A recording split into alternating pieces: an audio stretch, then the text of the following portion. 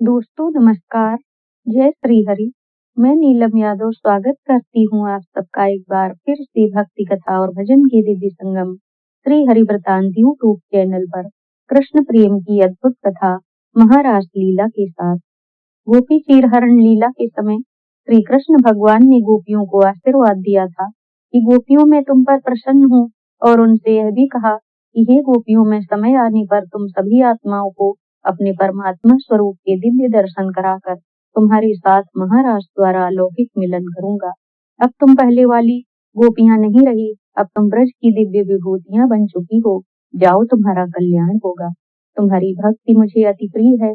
तुम सभी मुझे अपने हृदय में पति सखा और प्रीतम रूप में पाओगी। अब तुम सब अपने अपने घर को लौट जाओ।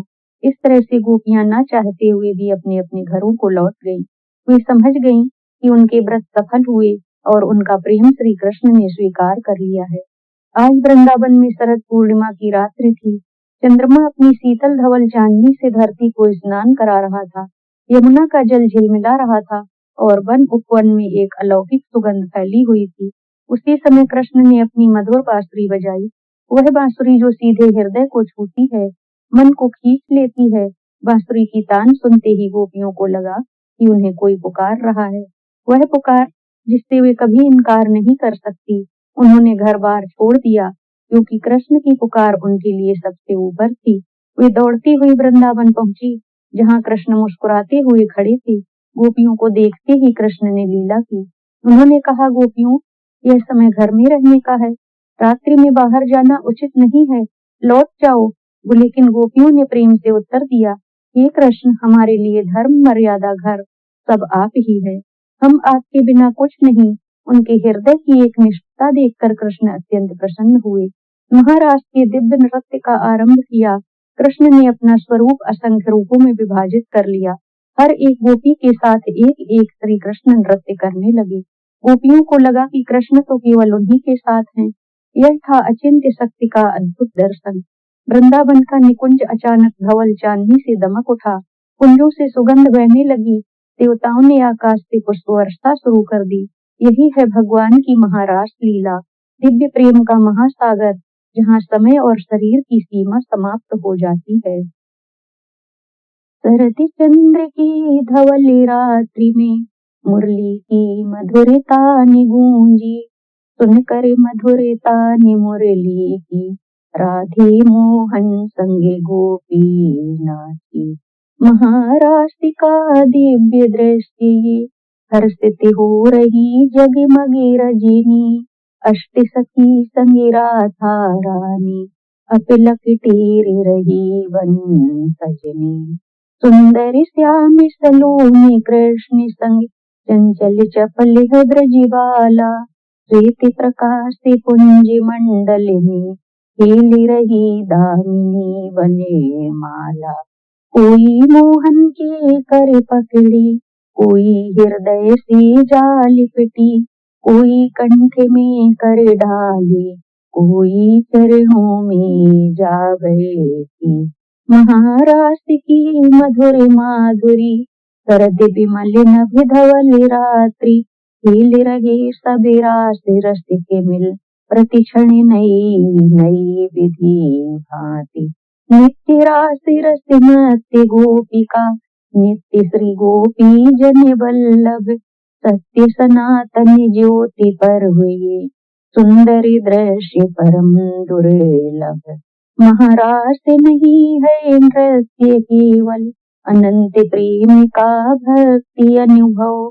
दिव्य प्रेम की पराकाष्ठा है, सत्य सनातन का आनंदोत्सव। सत्य सनातन का आनंद उत्सव, हर कण कण में प्रेम भरा। हर स्वर में था माधुर्य भरा, जड़ चेतन एक दिव्य प्रवाह भरा। रसमय महारास लीला देख कर समय स्वयं भी ठहर गया। जितनी गोपी थी उतने श्याम थे, त्रिभुवन नृत्य लला में हुआ। हो रहा अपरिमित प्रेम का नर्तन, ये ईश कृपा का अनंत उपहार। महारास उद्भव होता तब, जब भक्तों को प्रभु करते स्वीकार। सर्वस्व समर्पण प्रभु में होता, निज पहचान न रहे जाती। परम प्रेम का अद्भुत छड़े रहे, दिव्य अलौकिक अनुभूति होती। जय होवे मोहन तेरी, जय होवे गोपी तेरी प्यारी। मोहन की बंसी धुन में गूंजी अब, महाराष्ट्र की जय बाड़ी। आइए अब जानते हैं क्या भाव है इस महाराष्ट्र लीला में। महाराष्ट्र लीला में आत्मा गोपी और परमात्मा श्री कृष्ण का अद्वैत मिलन है।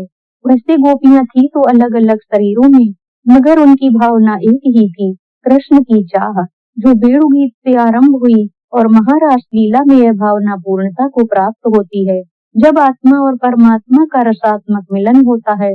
जहाँ प्रेम का सर्वोच्च रहस्य है प्रेम रस, यहाँ प्रेम केवल एक भाव नहीं, एक अलौकिक अनुभूति है जो देहातीत है, शुद्ध है, अहंकार रहित है। ये अपने सुख के लिए नहीं, केवल भगवान के सुख के लिए है, जिसमें केवल समर्पण है। समर्पण इतना गहन है कि वे अपनी पहचान तक भूल जाती हैं। यही कारण है कि महाराष्ट्र में कृष्ण प्रत्येक गोपी के साथ व्यक्तिगत रूप से नृत्य करते दिखाई देते हैं, क्योंकि उन्होंने गोपियों के प्रेम को पूर्ण रूप में स्वीकार कर लिया था, अर्थात गोपियों ने ईश्वर की अनंत करुणा का उपहार प्राप्त कर लिया। भगवान द्वारा जितनी गोपी उतने रूप धारण कर लेना से तात्पर्य कृष्ण किसी एक से नहीं, सभी से प्रेम करते हैं, क्योंकि वे अनंत हैं। महाराष्ट्र यह दर्शाता है कि भगवान हर एक भक्त के हृदय में स्वयं को पूर्ण रूप से प्रकट कर सकते हैं। बोलो गोपी वल्लभ भगवान की जय।